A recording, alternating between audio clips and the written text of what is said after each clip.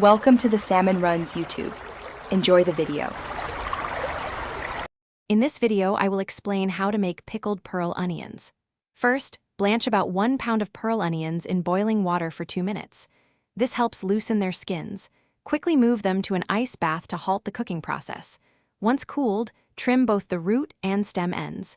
The skins should now slip off easily, preparing your onions for the pickling process. This simple step saves a lot of time and effort. Now, let's create the flavorful brine. In a saucepan, combine 1½ cups of white vinegar with ½ cup of water.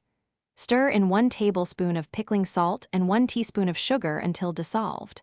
For extra flavor, add your favorite pickling spices, such as a ½ teaspoon of dill seeds or mustard seeds. Bring this mixture to a boil, then reduce the heat and let it simmer for about 5 minutes to infuse the flavors. With your brine ready, it's time to jar the onions. Carefully pack the peeled pearl onions into clean, sterilized pint jars, ensuring they are snug but not crushed. Pour the hot pickling brine over the onions, leaving about ½ inch of headspace at the top.